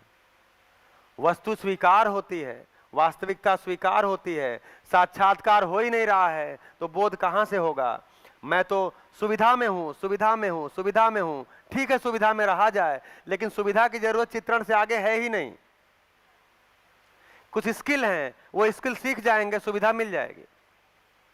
तो नियम का, तो जो भी सुविधाएं हमने प्राप्त की हैं उसमें नियम का अध्ययन होता है, नियम का साक्षात्कार होता है, नियम का बोध होता है। फिर उस नियम को हम स्किल से, कौशल से सुविधाओं का उत्पादन करते हैं, उसमें कोई दिक्कत नहीं है। लेकिन सुविधाओं का उत्पादन करते समय फिर हम नियम का ध्यान नहीं रखते। हमने नियम को पकड़ लिया कि लोहे का एटम लोहे के एटम के साथ रहता है, यह नियम पकड़ लिया। तो फिर हमने मेटलर्जी में निकाला कि लोहे का अयस्क कहीं है, उसको इकट्ठा किया, उसको सफाई किया, और जब उसको गर्म किया तो आपस में चिपक गया। ये हमने नियम पहचाना कि वो साथ में रहते हैं। इस नियम से हमने लोहा तो बना दिया, लेकिन हमको कितना लोहा चाहिए, हम धरती से कितना लोहा निकाल सकते हैं, ये नियम हमको पता नहीं है। संतुलन बना रहेगा कि नहीं बना रहेगा? तो लोहा एक भारी चीज है। लोहा क्या है? एक भारी चीज है। तो धरती का संतुलन कब बना हुआ है? भाई ये पेन है या एक टेबल है, इसका संतुलन कब बना हुआ है? जब इसमें सब जगहों पे मॉलिक्यूल बराबर है। मतलब एक संतुलन है ना, बराबर का मतलब एक संतुलन बनाने के लिए है ही है। तो धरती भी है, तो धरती का एक संतुलन है ना, उसमें कहीं भारी चीज है, कहीं हल्की चीज है। अच्छा, जहां जमीन में हल्की चीज है वहां ऊपर पहाड़ है, मतलब जमीन के अंदर कोई हल्की चीज है तो ऊपर पहाड़ है, यानी वहां संतुलन है। हम पहाड़ को ही तोड़ डाल रहे हैं, काट डाल रहे हैं, पूरा तोड़ तोड़ के दूसरे जगह पहाड़ बना रहे हैं। भैया अट्टालिकाएं खड़ी कर रहे हैं, क्या चीज कर रहे हैं? एक जगह के पहाड़ को तो तोड़ के दूसरे जगह पे पहाड़ बना रहे हैं। इससे एक असंतुलन होता है। तो जो भूकंप है वो प्राकृतिक ढंग से भी होता है और मैन मेड भी है। प्राकृतिक ढंग से तो यही होता है कि भाई धरती घूम रही है, तो धरती के अंदर की सारी चीजें घूम रही हैं। और धरती कितनी तेजी से घूम रही है आपको पता है? धरती सूरज का चक्कर किस स्पीड से लगा रही है?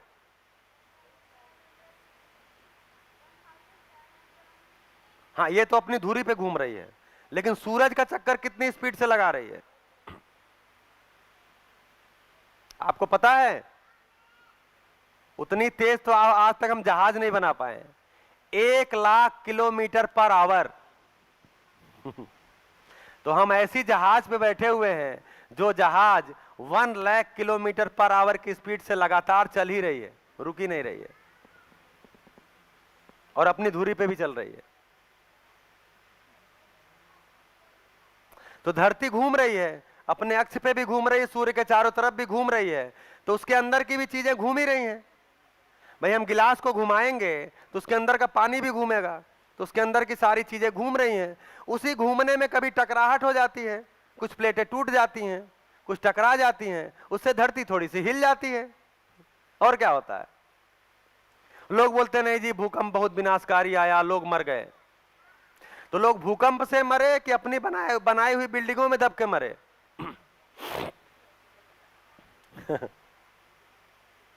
भूकंप से नहीं मरे, अपने स्ट्रक्चर में दब के मरे।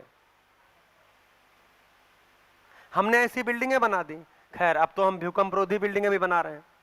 तो भूकंप एक प्राकृतिक घटना भी है, वो होगी ही होगी, लेकिन कुछ कुछ कुछ मैन मेड भी है।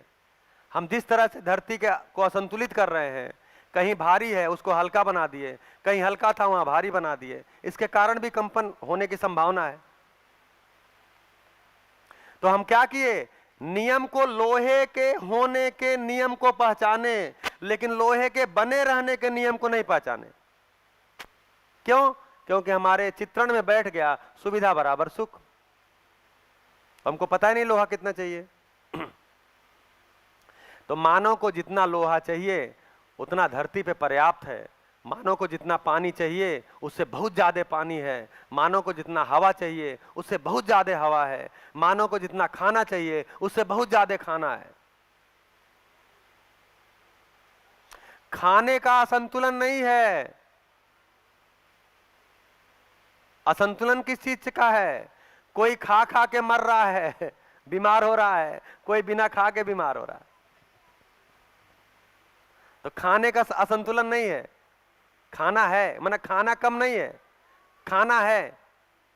खाना मिलने का असंतुलन है, क्योंकि मानव एक दूसरे को पहचाना नहीं तो परिवार विधि से जीता नहीं है।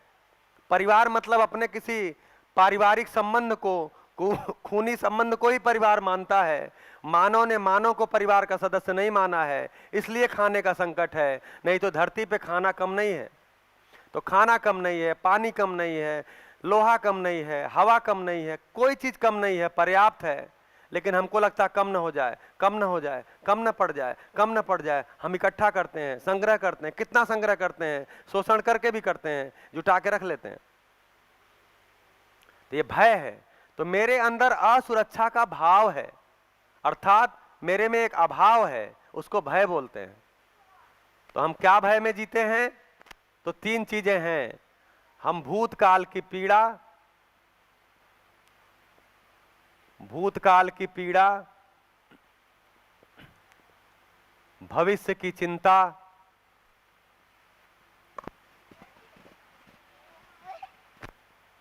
और इन दोनों के कारण वर्तमान से विरोध।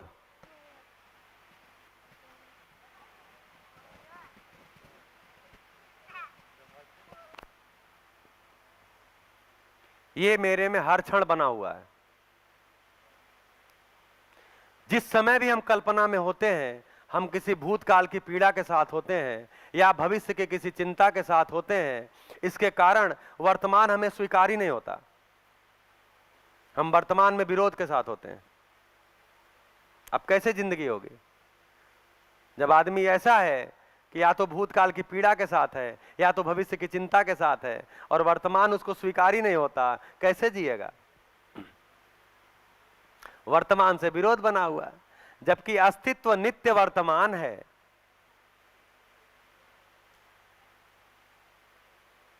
जीना तो वर्तमान में होता है और वर्तमान से हमारा हमेशा विरोध है, क्योंकि मैं भूतकाल की किसी पीड़ा के साथ हूं, भविष्य की चिंता मतलब भय के साथ हूं।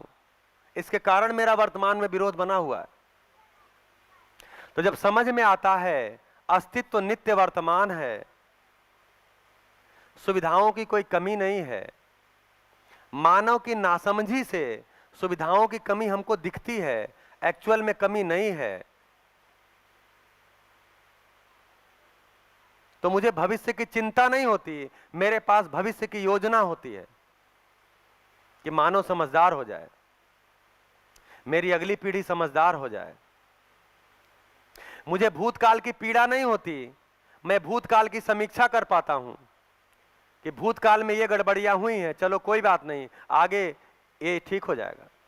इसलिए मैं वर्तमान को बढ़िया से जीता हूं। तो मैं भविष्य की योजना के साथ होता हूं कि धरती पे मानव की परंपरा स्थापित हो जाए। मेरे अकेले के समझदार हो जाने से, मेरे अकेले के सुविधा संपन्न हो जाने से, धरती की सारी सुविधाएं इकट्ठा कर लेने से धरती पे मानवीय परंपरा नहीं होगी। मेरी आने वाली पीढ़ी दुखी ही होनी है। हम आज चाहे जितना सुविधा इकट्ठी कर लें, आने वाली पीढ़ी दुखी होगी। ये जब मेरे ध्यान में रहता है तो मेरे पास योजना रहती है, एक शिविर लगाया जाए, उसमें लोगों को बुलाया जाए, बताया जाए, समझ कोई चीज होती है, मानव समझ के ही जी सकता है और समझदार लोगों की परंपरा होगी तो ये धरती ही स्वर्ग हो जाएगी, स्वर्ग कहीं और नहीं है। तो बोलते हैं भूमि स्वर्गताम यातु, भूमि ही स्वर्ग हो जाए, मनुष्यो यातु देवताम, मनुष्य ही देवता हो जाए, धर्म सफलता में यातु, तब धर्म सफल हो जाएगा, नित्यम यातु शुभोदयम, तब रोज शुभ होगा, नित्य शुभ होगा, हर घटना मेरे लिए शुभ होगी, मेरा जीना ही सुखदायी हो जाएगा। धरती स्वर्ग कैसे होगी? तो धरती वास्तव में स्वर्ग है ही, पदार्थ, पेड़ पौधे, पशु पक्षी निश्चित आचरण के साथ है। मानव केवल समझदार हो जाए, निश्चित आचरण के साथ हो जाए, ये लाल बत्तियां सारी बुझ जाएं। ये लाल बत्तियां ही नरक है, ये लाल बत्तियों का बुझना ही स्वर्ग है। तो बोले जी स्वर्गीयता क्या है? तो बोले मोक्ष ही स्वर्गीयता है। तो मोक्ष को पाना है। मोक्ष क्या है उसकी चर्चा करें कि ना करें? चलिए करते हैं। तो बोलते हैं जी बंधन है और मोक्ष है। क्या है? बंधन में है, उसको मोक्ष की आवश्यकता है। तो जब हम बोलते हैं मानव बंधन में है, तो क्या चीज को बंधन बोलते हैं? तो 3 बंधन है मानव के। इच्छा बंधन,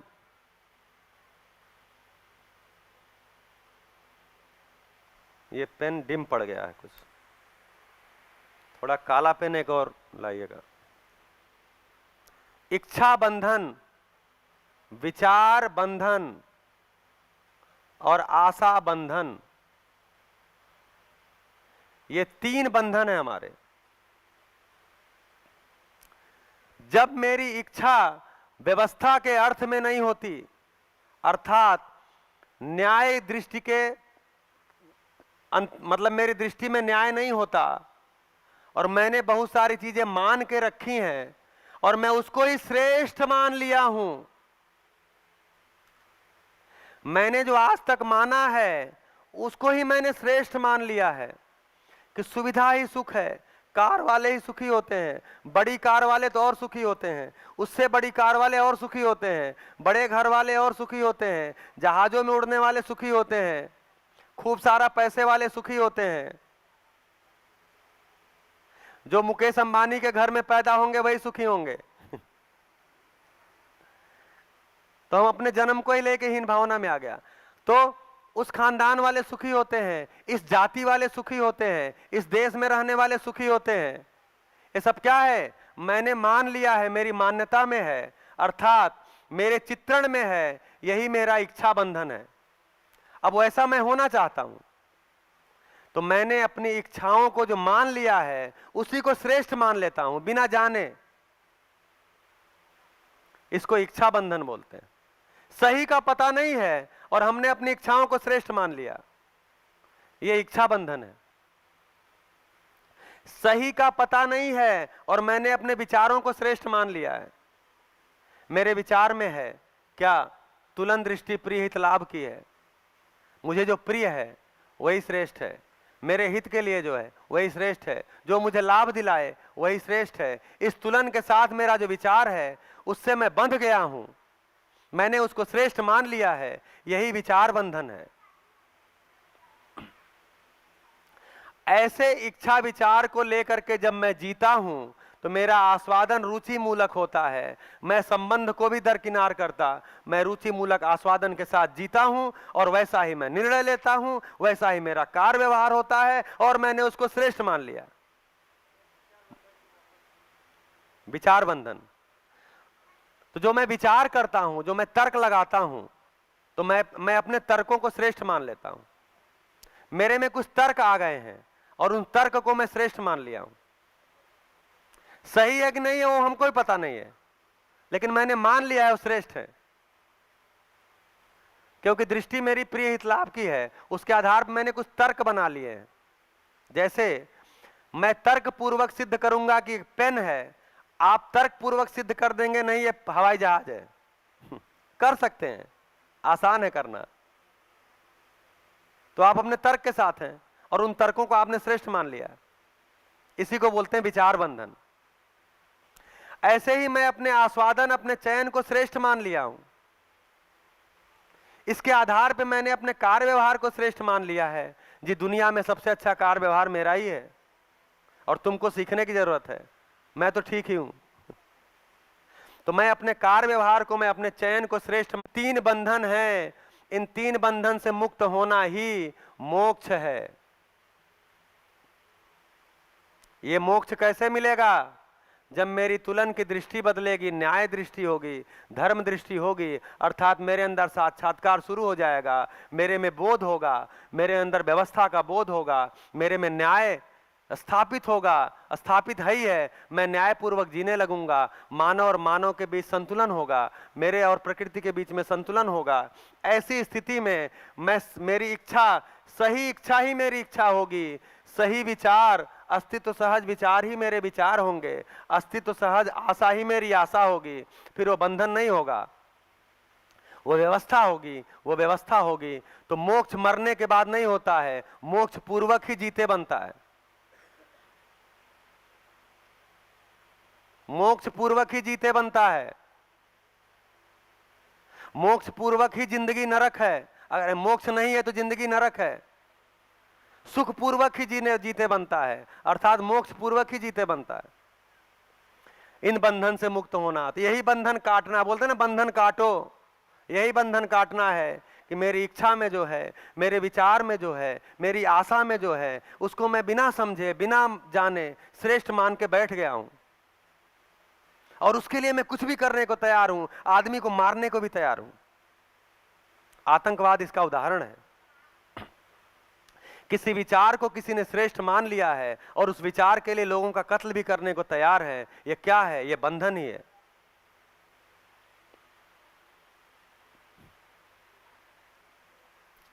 तो मैं ऐसे बंधन में मानवीयता की कल्पना नहीं की जा सकती, मानवीय परंपरा की कल्पना नहीं की जा सकती। धरती पे कोई मानव धर्म होगा, कोई मानवीयता आएगी, उसकी कल्पना नहीं की जा सकती, क्योंकि आप अपने विचार के साथ हैं, मैं अपने विचार के साथ हूं। आप अपने इच्छा के साथ हैं, मैं अपने इच्छा के साथ हूं। आप अपने आशा के साथ हैं, मैं अपने आशा के साथ हूं। कैसे दोनों में तालमेल होगा?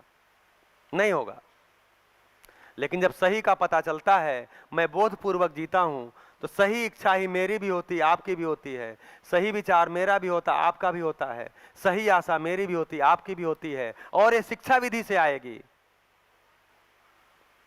तब दोनों एक प्लेटफॉर्म पे होते हैं, तब मानव एक प्लेटफॉर्म पे होता है, तब ये धरती स्वर्ग हो जाती है, तब ये धरती स्वर्ग हो जाएगी।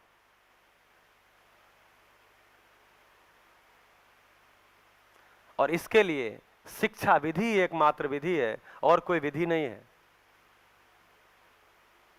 या तो ऐसे शिविर लगाए जाएं। ये शिविर भी क्या है? ये एक रेस्क्यू है, एक बचाव है, इमरजेंसी नीड है। अगर ये शिक्षा परंपरा में आ जाएगी तो ऐसे शिविर की आवश्यकता नहीं होगी। फिर बच्चा स्कूल में दाखिले के समय से ही इसकी ही शिक्षा लेगा। इसमें फिजिक्स केमिस्ट्री छूट नहीं जाएगा। हाँ, नहीं तो ये डर होगा, अरे ये पढ़ेगा तो फिजिक्स कैसे पढ़ेगा, केमिस्ट्री कैसे पढ़ेगा, इंजीनियर कैसे बनेगा, जूलॉजी बॉटनी नहीं पढ़ेगा, डॉक्टर कैसे बनेगा, डर हो जाएगा। तो भैया ये जब शिक्षा लेंगे तो इसको पढ़ेंगे ही। इसको नहीं पढ़ेंगे तो नियम कैसे समझेंगे? नियम नहीं समझेंगे तो तालमेल कैसे होगा? तो जब पदार्थ को समझने जाएंगे तो भूगोल पढ़ेंगे ही, फिजिक्स पढ़ेंगे ही, केमिस्ट्री पढ़ेंगे ही। पेड़ पौधों को समझने जाएंगे कि नहीं जाएंगे? तो बॉटनी पढ़ेंगे ही। जीव जंतुओं को, मानव के शरीर को समझने जाएंगे, जूलॉजी पढ़ेंगे ही पढ़ेंगे। बस इतना ही है। आज तक हमने इसको पढ़ा है लेकिन जी नहीं पाए।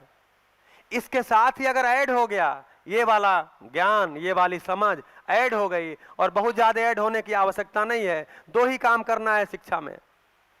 क्योंकि मैं शिक्षा में काम कर रहा हूं, इसलिए राज्य स्तर से लेकर राष्ट्रीय स्तर तक मैं बोलता हूं कि 2 ही प्रस्ताव हैं। एक पीरियड कर दीजिए हैप्पीनेस का या समझ का, नाम कुछ भी दे दीजिए। हैप्पीनेस रख दीजिए, सुख की शिक्षा दे दीजिए, खुशी की शिक्षा रख दीजिए, जो भी नाम रख दीजिए। हैप्पीनेस इसलिए दिल्ली में रखा क्योंकि हैप्पीनेस वर्ड जो है वो ग्लोबली एक्सेप्ट होता है। नाम कुछ ग्लोबल सा होना चाहिए। तो आप कोई भी नाम रख दीजिए, चाहिए तो एक पीरियड रख दीजिए और एक पीरियड इसको रख के देखिए, धीरे धीरे धीरे धीरे इसमें से जो बच्चे निकलेंगे वो फिजिक्स को भी इसके अनुसार ही कर देंगे, मैथ्स को भी इसके अकॉर्डिंग कर देंगे, भाषा को भी इसके अकॉर्डिंग ही कर देंगे, सारे सब्जेक्ट को इसके प्रकाश में हम कर देंगे। तब हम मैथमेटिक्स का सवाल ऐसे थोड़ी लिखेंगे कि एक युद्ध में, अभी सवाल मैथमेटिक्स का क्या होता है, एक युद्ध में 1000 सैनिकों के लिए 12 दिन का रसद बचा था, खाना पीना बचा था, तभी 300 सैनिक और आ गए, अब वो रसद कितने दिन में खत्म हो जाएगा। तो मैथमेटिक्स में भी हम क्या घुसाए, युद्ध ही घुसा दिए। हाँ, गणित में भी युद्ध ही घुसा दिए हम।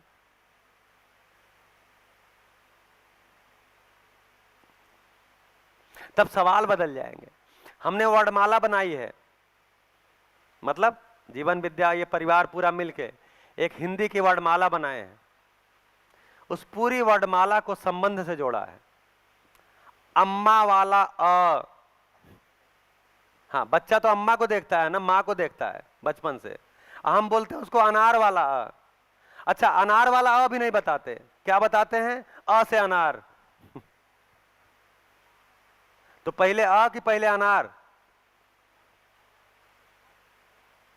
बोलो शिवांश, पहले अ कि पहले अनार?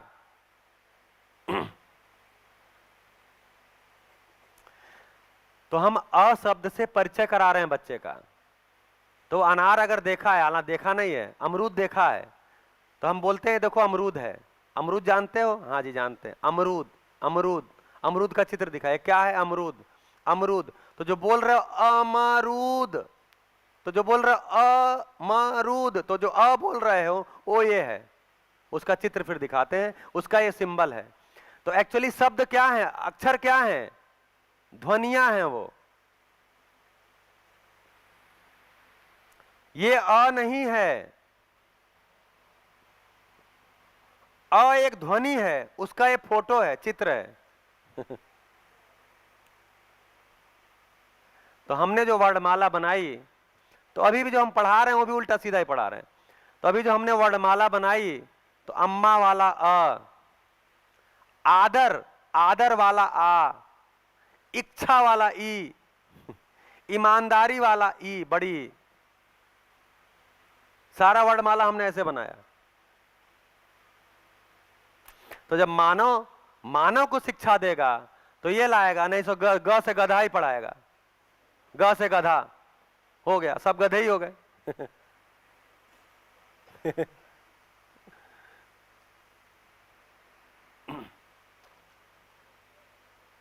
बाद में बदल दिया, गमला ला दिए, ग से गमला। तो ऐसे आप वर्णमाला को बदलेंगे, ऐसे आप गणित को बदलेंगे, गणित में सवालों को बदलेंगे, ऐसे आप फिजिक्स में, जब आप फिजिक्स में एटम पढ़ा रहे होंगे तो उस एटम का धरती पे क्या उपयोगिता है, 4 अवस्थाएं हैं, पदार्थ अवस्था में वो आता है, पदार्थ अवस्था की एक इकाई है, ऐसा पढ़ा रहे होंगे। जब केमिस्ट्री पढ़ा रहे होंगे, तो पानी पढ़ा रहे होंगे, तो उसमें बता रहे होंगे किसी ब्रह्मांडी किरणों के प्रभाव से 2 हाइड्रोजन और 1 ऑक्सीजन मिलकर पानी बनता है, और धरती के लिए पानी बहुत ही अनुपम कृति है, क्योंकि पानी के बाद ही प्राण अवस्था का विकास हुआ, प्राण अवस्था के विकास के बाद जीवावस्था का विकास हुआ, उसके विकास के बाद ज्ञानावस्था का विकास हुआ। तो पानी एक धरती का पहला रसायन है, ये भी हम बता रहे होंगे। और पानी को जैसा है वैसा बना के रखा जाएगा तो ही पेड़ पौधे रहेंगे, तो ही जीव जंतु रहेंगे, तो ही मानव रहेगा। क्यों? क्योंकि पानी की उपयोगिता इन तीनों के लिए है। हम इतना उसमें जोड़ देंगे और क्या करेंगे। पानी पढ़ा के छोड़ दिया, पीने के काम आता है, लो जाओ बर्बाद करो। तो फिर हमको पानी बर्बाद ना, उसके लिए अलग से चैप्टर डालना पड़ता है। तो शिक्षा विधि से ही होगा, शिक्षा विधि से ही बोध होगा, शिक्षा विधि से बोध होगा। किसका बोध होगा? व्यवस्था का बोध होगा, व्यवस्था का बोध होगा। बोध होते होते एक मेरे में क्रिया होगी। तो ये जो बल है बोध के लिए, इसको बोलते हैं बुद्धि।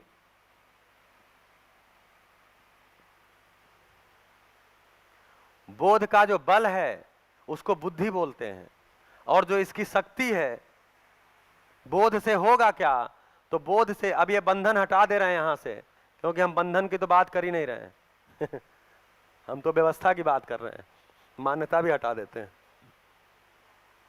तो जब बोध होगा और मेरे में संकल्प आएगा, संकल्प नाम की जो शक्ति है उस शक्ति को बोलते हैं ऋतंभरा। ऋतंभरा का मतलब, रित माने क्या होता है? रित सत्य, रित माने होता है सत्य। तो ऋतंभरा का मतलब क्या हुआ? सत्य से भरा हुआ। क्यों सत्य से भरा हुआ मेरी शक्ति हो गई? क्योंकि मुझे व्यवस्था का बोध हो गया। तो जब मेरे में व्यवस्था का बोध होता है तो बुद्धि बल आती है। बुद्धि बल के कारण ही मेरे में व्यवस्था का बोध हुआ, या व्यवस्था का बोध से मेरे में बुद्धि बल आया, दोनों ही हो सकता है। समझने के अर्थ में बुद्धि बल आता है, जीने के लिए बुद्धि बल के रूप में काम करती है। तो बुद्धि बल आया, व्यवस्था का बोध हुआ, उससे मेरा जो संकल्प हुआ, पूर्णता के अर्थ में मेरी कल्पना हो गई, उससे मेरे जो शक्ति आती है उस शक्ति को ऋतंभरा बोलते हैं। और वो सत्य से भरी हुई शक्ति होती है, उसमें असत्य आता ही नहीं। जब आपको व्यवस्था समझ में आ गई तो कहां असत्य टिकेगा? इसलिए बोला कि मेरे में एक शक्ति होती है, उस शक्ति मेरे में उदय होती है, उसको बोलते हैं ऋतंभरा। तो मैं शक्तिमान हो जाता हूं। क्या हो जाता हूं? तब मैं शक्तिमान हो जाता हूं। और ऐसा करते हुए मेरे में एक क्रिया होती है, उसको बोलते हैं अनुभव।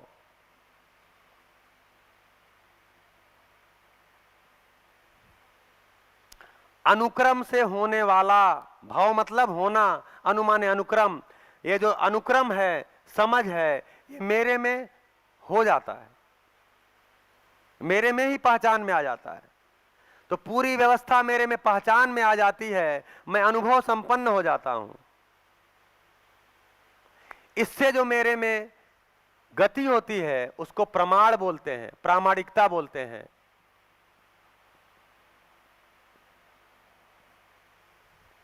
और इससे जो शक्ति होती है उसको बोलते हैं प्रमाण। अब मेरे पास प्रमाण है, मैं प्रमाण की शक्ति के साथ हूं, मुझे कौन हिलाएगा? जिस चीज, जब मैं जी करके प्रमाणित हो गया, मेरे पास सब चीज का प्रमाण है, अब मुझे कोई नहीं हिला सकता, मुझे कोई बहका भी नहीं सकता, मुझे कोई बेवकूफ भी नहीं बना सकता। अब मेरा जीना ही व्यवस्था के अर्थ में हो गया। तो अनुभव होता है, प्रमाण होता है, और जो अनुभव का बल है, इस बल का नाम इस दर्शन में आत्मा रखा है।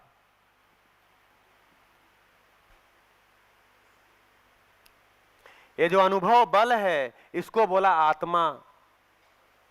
और इससे जो शक्ति उदय होती है उसको प्रमाण बोलते हैं।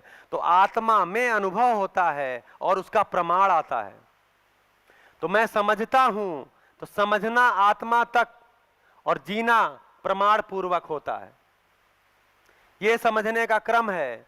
अर्थात आस्वादन तुलन साक्षात्कार बोध पूर्वक मैं समझता हूं, मैं अनुभव संपन्न हो जाता हूं, फिर उसका प्रमाण आता है, फिर मैं प्रमाण पूर्वक जीता हूं। तो मैं शक्तियों के साथ जीता हूं। जब मेरे में बल हो जाते हैं, अभी तो मैं बलहीन हूं, मेरा बल केवल मन और वृत्ति काम करता है, भी आधा अधूरा। ये दोनों बल ही काम करते हैं, वो भी आधा अधूरा।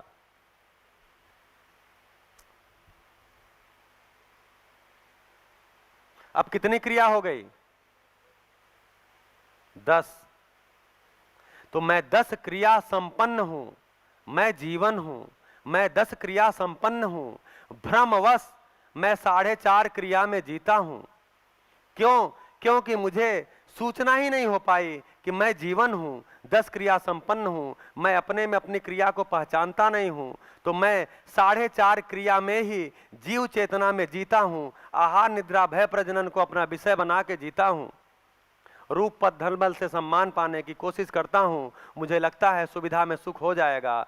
सुविधा की आवश्यकता है, शरीर के लिए है सुविधा की आवश्यकता जीवन की नहीं है, शरीर की है। और मैं तो जीवन की आवश्यकता से तृप्त होता हूं, मैं शरीर की आवश्यकता से तृप्त नहीं होता, क्योंकि वो टाइम टू टाइम चाहिए। शरीर की सारी जरूरतें टाइम टू टाइम चाहिए, सामयिक हैं। तो सामयिक चीज से मैं निरंतर चीज पा नहीं सकता। तो मैं अनुभव संपन्न होकर जीना चाहता हूँ, मैं अनुभव पूर्वक जीना चाहता हूँ, मैं प्रमाण पूर्वक जीना चाहता हूँ। उसके लिए बोध एक अनिवार्य कार्यक्रम है, उसके लिए साक्षात्कार एक क्रिया है, उसके लिए अध्ययन करना पड़ता है। अध्ययन उसके लिए कार्यक्रम है। अध्ययन में क्या होता है? तो अध्ययन में साक्षात्कार और बोध ही होता है, उसी को अध्ययन बोला है। वस्तु तक पहुंचना अध्ययन क्या है? शब्द है, उसका कोई अर्थ है, उस अर्थ से इंगित वस्तु तक पहुंचना, यह अध्ययन है।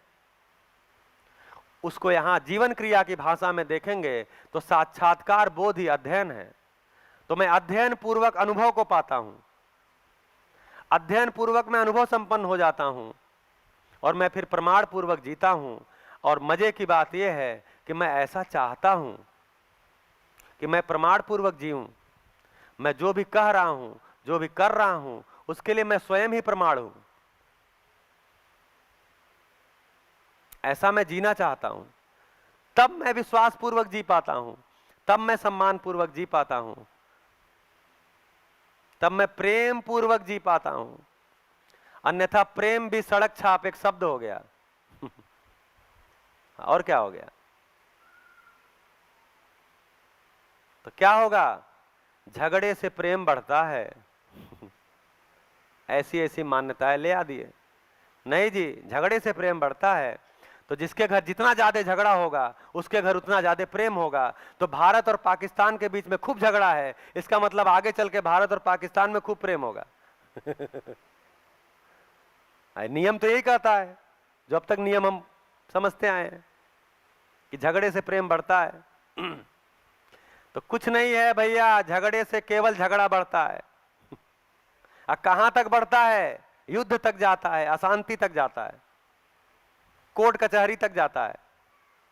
झगड़े से कोई प्रेम नहीं बढ़ता, समझ से ही प्रेम बढ़ता है। दो नासमझों के बीच में क्या प्रेम बढ़ेगा? तो जब परिवार की बात कर रहे थे कि दो मानव हैं, उनके दो बच्चे हैं, फिर इन दो बच्चों की शादी हो जाती है। तो अभी तो हम बच्चों की ही शादी कर रहे हैं। शादी की योग्यता क्या है? शादी की योग्यता क्या है? उम्र हो गई है, कर दो। नौकरी करने लगा, कर दो। अपने पांव पे खड़ा हो गया, कर दो। न उसको शादी का मतलब पता है, न पति पत्नी संबंध क्या होता है पता है, न पति पत्नी संबंध का कोई अस्तित्व में प्रयोजन का पता है, कुछ भी पता नहीं है, शादी हो गया। तो झगड़ा नहीं करेंगे तो क्या करेंगे? वो देखते हैं माता पिता भी रोज झगड़ा ही करते हैं, तो शादी किए हैं तो हमको भी झगड़ा ही करना है, हो गया। अब उसको जस्टिफाई कर दिए, जी दो बर्तन होते हैं तो लड़ते ही रहते हैं, खटकते ही हैं। तो मैंने तो अपनी 43 साल की उम्र में कभी नहीं देखा कि दो बर्तन आपस में लड़ते हैं, टकराते हैं। मानव ही उनको टकराता है। अपने से नहीं टकराते हो। लेकिन ये सूत्र हमको बचपन से मिला हुआ है। तो मानव को जीना नहीं आया तो कई तरह के जस्टिफिकेशन ला के रख दिया। जीवन एक संघर्ष है, संसार माया है, सुविधा ही जीवन शैली है, ऐसे ऐसे हमने वाक्य ला के रख दिए। तो बताओ सीधा सीधा ना कि जीना नहीं आया है, और क्या इसमें क्या शर्म है? आप सीधे बताइए हमको जीना नहीं आया है। क्यों तरह तरह की बातें ले आकर रखते हो? जीवन एक संघर्ष है, संसार माया है। आप बताओ हमको कुछ समझ में नहीं आया, और आपको भी कुछ समझ में नहीं आएगा, ऐसे बोल दीजिए। तो यहां से सूत्र क्या निकलता है? जीवन नित्य उत्सव है, जीवन कोई संघर्ष नहीं है, जीवन नित्य उत्सव है। हमको समझ में नहीं आया है। मैं जब साक्षात्कार बोध पूर्वक जीता हूं, समझ पूर्वक जीता हूं, तो मेरे लिए जीवन एक उत्सव है। मैंने समझा ही नहीं है, संबंध को भी नहीं समझा है, सुविधा को भी नहीं समझा है, अस्तित्व को भी नहीं समझा है, प्रकृति को भी नहीं समझा है, अर्थात व्यवस्था को ही नहीं समझा है, न्याय की मेरी दृष्टि ही नहीं है, धर्म की मेरी दृष्टि ही नहीं है, सत्य की मेरी दृष्टि ही नहीं है। इसलिए मुझे लगता है जीवन एक संघर्ष है। जिस क्षण मैं इस दृष्टि से जीता हूं, उस समय जीवन एक उत्सव ही उत्सव है।